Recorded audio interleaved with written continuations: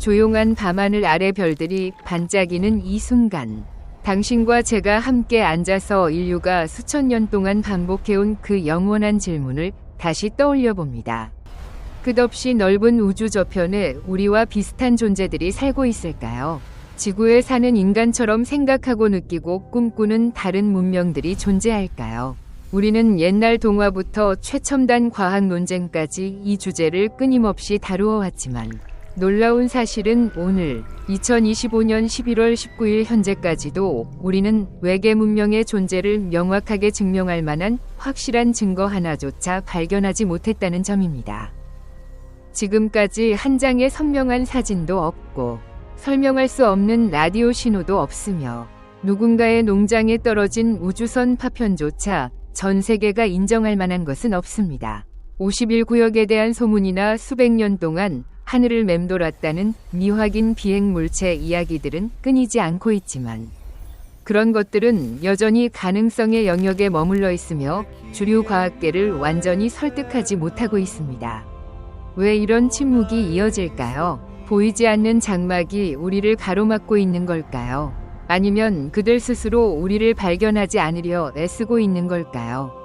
이 이야기의 시작은 1950년 여름, 미국 뉴멕시코주 로스알라모스 국립연구소의 평범한 점심 식사 자리로 거슬러 올라갑니다. 당시 시대를 대표하는 천재 물리학자들인 엘리코 페르미, 에드워드 텔러, 허버트 요크 등 여러 명이 식탁에 둘러앉아 있었습니다. 그들은 뉴욕 거리의 쓰레기통이 사라진 사건을 외계인 탓으로 돌리는 재미있는 만화를 보고 웃으며 이야기를 나누다가 최근 잇따른 비행 접시 목격 보고로 화제가 옮겨갔습니다. 분위기는 여전히 가볍고 즐거웠고 포크와 나이프 소리가 울리고 커피 향이 퍼지고 있었습니다. 그런데 갑자기 페르미가 날카로운 눈빛으로 모두를 조용히 만들며 물었습니다. 그러면 그들은 대체 어디에 있는 거지? 간단한 한마디였지만 이 질문은 인류 최대의 미스터리 중 하나인 페르미 역설을 탄생시켰습니다. 이 역설은 명백한 모순을 지적합니다. 첫째, 우주는 너무나 크고 오래되었으며 별과 행성이 너무 많아서 지구라는 작은 행성에서만 지적 생명체가 등장했다는 건 거의 불가능해 보입니다. 둘째, 그런데도 우리는 그들의 흔적을 전혀 찾지 못하고 있습니다. 신호 하나, 탐사선 하나, 다이슨 구나 우주다리 같은 거대 구조물 하나도 없습니다. 우주의 규모를 조금 더 구체적으로 느껴보세요. 2025년 현재 천문학자들은 우리가 관측할 수 있는 우주 안에 약 2조 개의 은하가 존재한다고 추정합니다. 우리 은하계인 은하수만 해도 3천억에서 4천억 개의 별이 있고, 제임스 웹 우주망원경과 다른 탐사 임무들을 통해 거의 모든 별 주위에 행성이 도는 행성이 있다는 사실이 밝혀졌습니다. 우리 은하계 안에서만 해도 액체 상태의 물이 존재할 수 있는 거주 가능 영역에 있는 행성이 수백억 개에 달합니다. 최근 제임스 웹 우주망원경은 직접 촬영 기법으로 처음으로 새로운 외계 행성을 발견했습니다. 젊은 별 TWA7 주위에서 토성 질량 정도의 행성 TWA7b를 포착한 것입니다. 또한 K218b라는 외계 행성 대기에서 메탄과 이산화탄소가 검출되어 생명 가능성에 대한 기대를 높였고, 알파 센타우리계처럼 태양과 가장 가까운 항성계에서도 거대 행성 흔적이 발견되는 등 외계 행성 연구는 날로 진전되고 있습니다. 이처럼 행성 발견 숫자가 급증하고 있지만 정작 지적 생명체의 증거는 여전히 없습니다. 만약 지적 생명체가 탄생할 확률이 극히 낮다고 해도 이를 1억 분의 1 정도로 가정하더라도 우리 은하계 안에서만 수백만에서 수천만 개의 문명이 존재해야 합니다.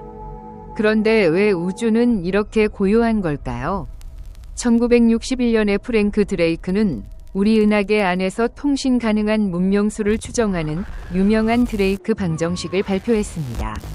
이 방정식은 7가지 요소를 곱합니다.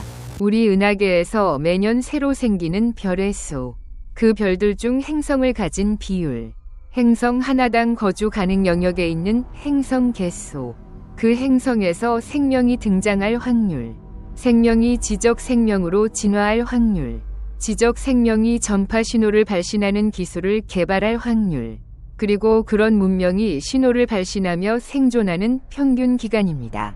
이 값을 어떻게 넣느냐에 따라 결과는 몇 개 안 되는 문명부터 수만 개까지 나올 수 있지만 어떤 값을 넣든 페르미의 질문은 여전히 남습니다. 그들은 대체 어디에 있는 걸까요?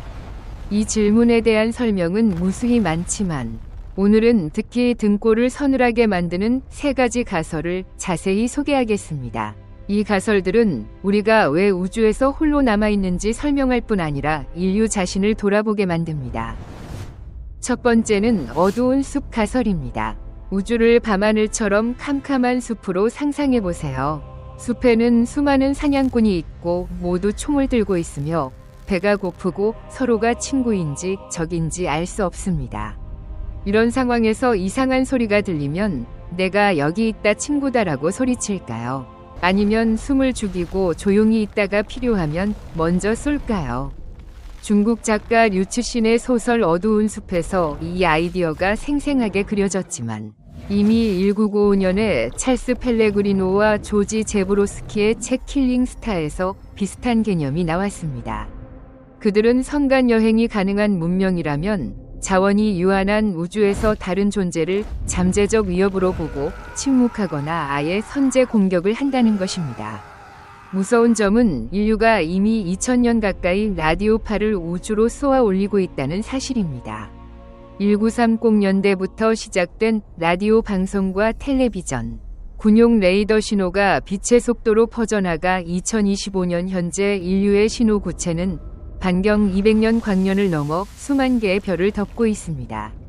우리는 이미 어두운 숲의 횃불을 밝힌 셈입니다. 스티븐 호킹과 칼 세이건을 비롯한 많은 과학자들이 외계 지적 생명체 탐사 메시지 보내기를 가장 위험한 행동이라고 경고한 이유입니다. 두 번째는 희귀한 지구 가설입니다. 피터 워드와 도널드 브라운리가 2000년도에 출간한 책 희귀한 지구에서 자세히 설명했듯이 미생물 수준의 생명은 우주에 흔할 수 있지만 다세포 동물, 나아가 지적 생명체가 되기까지는 극히 드문 조건이 연속으로 필요합니다. 태양처럼 안정된 지형 별, 정확한 거주 가능 영역 위치, 조석 잠김 현상이 없는 궤도, 지구처럼 큰 달이 있어서 자전축이 안정되어 사계절이 부드러운 것, 외곽에 목성 같은 거대 가스 행성이 있어서 소행성을 대신 막아주는 것, 강한 자기장이 태양풍을 막아주는 것, 판 구조 운동으로 탄소 순환이 원활한 것, 산소가 적절한 시기에 충분히 쌓인 것 등 지구가 가진 수많은 우연한 조건들이 모두 맞아떨어져야 합니다. 제임스 웹 망원경이 발견한 수천 개의 외계 행성 중 아직 지구와 완벽히 비슷한 곳은 하나도 없다는 점이 이 가설을 뒷받침합니다. 지구 같은 행성은 우리 은하계에서조차 극히 드물거나 심지어 유일할 수 있다는 뜻입니다. 세 번째는 가장 마음을 무겁게 만드는 대여과기 가설입니다. 로빈 헨슨이 1996년에 제안한 이 이론은 단순 생명에서 선간 여행 문명까지 가는 과정에 거의 아무도 통과하지 못하는 거대한 여과기가 존재한다고 봅니다. 지구 역사에서 우리는 이미 5번이 대멸종을 겪었습니다. 첫 번째는 약 4억 4,400만 년 전 오르도비스기 실루리아기 멸종으로 전 세계 빙하와 해수면 급변으로 종의 85%가 사라졌습니다. 두 번째는 약 3억 7천만 년 전 대봉기 후기 멸종으로 바다 산소 부족과 장기간에 걸쳐 종의 75%가 죽었습니다. 세 번째이자 가장 끔찍한 페름기 트라이아스기 대멸종, 일명 대죽음은 2억 5,200만 년 전에 시베리아 화산 폭발로 오랜 기간에 걸쳐 오존층 파괴와 지구온난화로 해양종 97%, 육상 척추동물 70%가 멸종했습니다. 네 번째는 약 2억 년 전 트라이아스기 쥐락이 멸종으로 다시 화산 활동과 대양 산성화로 종의 80%가 사라졌습니다. 다섯 번째는 6,600만 년 전 백악기 고제3기 멸종으로 직경 12km 소행성 충돌로 인한 쓰나미와 화재, 핵겨울로 공룡을 포함한 종의 76%가 사라졌습니다. 인류는 이 모든 여과기를 간신히 통과한 행운아입니다. 그런데 지금 생태학자들은 우리가 6번째 대멸종 한가운데 있다고 경고합니다. 처음으로 한 종, 즉 인간이 스스로 일으키는 멸종입니다. 국제자연보전연맹 최신 자료에 따르면 현재 100만 종 이상이 멸종 위기이며 멸종 속도는 지질시대 정상 속도보다 수백에서 수천 배 빠릅니다. 아마존 열대우림은 매년 수만 제곱킬로미터가 사라지고 산호초가 백화 현상으로 죽어가며 유럽 일부 지역에서는 곤충 개체수가 수십 년 만에 97% 감소했다는 연구도 나왔습니다. 대여과기가 아직 우리 앞에 놓여 있다면 핵전쟁이나 기후변화, 통제불능, 인공지능, 인공대유행병 등으로 인류가 스스로 멸종할 가능성이 있다는 뜻입니다. 그래서 우주가 조용한 겁니다. 대부분의 문명은 은하 밖으로 나가기 전에 스스로 무너져 버립니다. 이 이야기를 들으며 여러분은 어떤 기분이 드시나요? 저는 매번 이 주제를 생각할 때마다 우리가 우주의 기적일 수도 있지만 동시에 가장 위험한 시험대 위에 서 있다는 느낌을 받습니다. 우리가 할 수 있는 일은 이 아름다운 푸른 행성을 소중히 여기고 이미 저지른 잘못을 고치려 노력하는 것뿐입니다.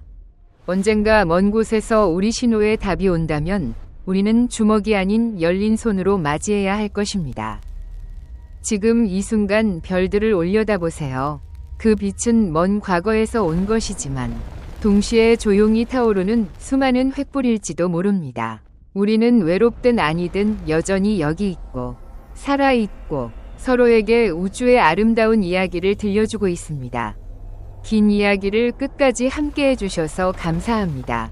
이 이야기가 여러분에게 두려움과 동시에 지구에 대한 더 큰 사랑을 주기를 바랍니다. 다음 우주 이야기로 다시 만나요. 편안한 밤 되세요.